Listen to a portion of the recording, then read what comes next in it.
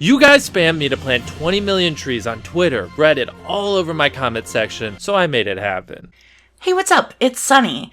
Welcome to Sunny's Geeky Grove, the podcast about all things geeky. In today's episode, I will be ranking my top 5 most famous trees in popular culture. That's right, top 5 trees. Before we dive deep into this, hit that subscribe button if you've been waffling on doing it, or if you happen to be new here. So my criteria for trees is that it must be portrayed as a real tree. This means anthropomorphized trees like Groot or the Ents from Lord of the Rings won't count.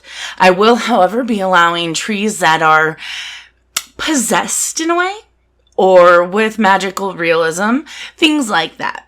So why am I doing this? Well.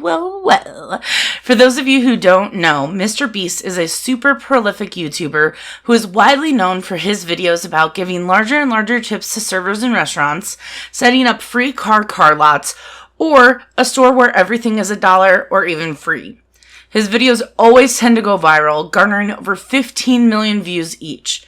For his 20 million subscriber celebration, someone suggested he plant 20 million trees. And our boy is doing it. Check out the video he posted on his channel for lots more information, and I put a link in the description down below. He also wants us to become the biggest YouTube collaboration, so here we are.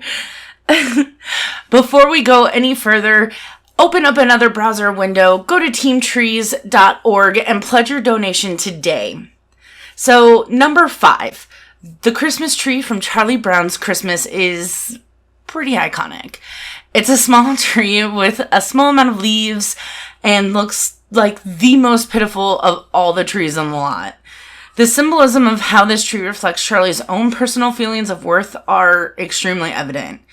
It's become a staple of decoration for many of Brown fans, and it's something that is just super ingrained into pop culture, in my opinion. You see a variation on it pretty much everywhere. Number 4 is Grandmother Willow from Pocahontas. Grandmother Willow is the spiritual guidance for Pocahontas throughout the movie. She is one to give insight and offer help, or just lend an ear. A lot of people tend to remember Grandmother Willow from the film as the wholesome and caring figure in Pocahontas' life. If you were to ask me, hey Sunny, what's the most iconic part of Pocahontas? After saying Colors of the Wind, number 4 is Grandmother Willow from Pocahontas. Grandmother Willow is the spiritual guidance for Pocahontas throughout the movie.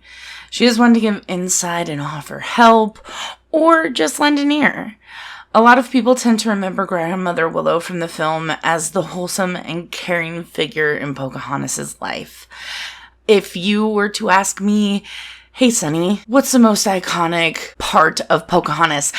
After saying Colors of the Wind is the best song, and, her raccoon sidekick, I would say Grandmother Willow, because that's what I remember when I think of the movie.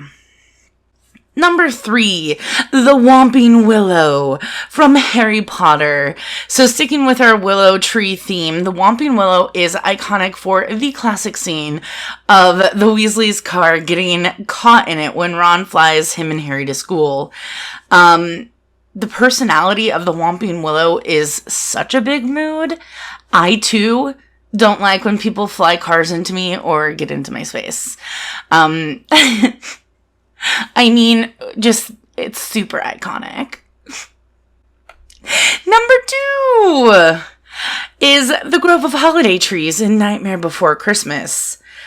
The what if of If Only Jack Opened Another Door, that haunts me. Imagine if he opened the door to St. Patrick's Day instead of Christmas. Oh, the images we could have gotten. But, alas, he opened the door in the tree to the Christmas world, which gives us the majesty of A Nightmare Before Christmas. Without this tree, we would never have Jack Skellington as Santa Claus, or the classic torture scene of Oogie Boogie and Mr. Claus. Think the Christmas tree in A Nightmare Before Christmas. And number 1, the tree from The Evil Dead, 1981 and 2013. So in a deep tonal shift, we transition to our number 1 spot. The tree from the Evil Dead movie is evil. Duh. While the original tree scene at the beginning of the first Evil Dead sparingly implies what it does, the remake goes closer to show exactly what happens. While not super explicit, it's far less subtle than the original. This tree is one that sends chills and disgust throughout the viewers from the second we notice its presence. This tree is deserving of the number 1 spot for how truly awful and terrible it is, but for kicking off the best remake of a film I've probably ever seen. Yeah, I said it. Fight me. Do it. I dare you. I know that this was kind of silly, but it's for a good cause. Honestly, if you can't afford to donate, sharing Mr. Beast's video or any of the other videos of your favorite YouTubers that have done it, hint, hint, Sonya's Geeky Grove Top 5 Trees, retweeting, or even just telling someone about it is amazing. For $1, the Arbor Day Foundation will plant 1 tree.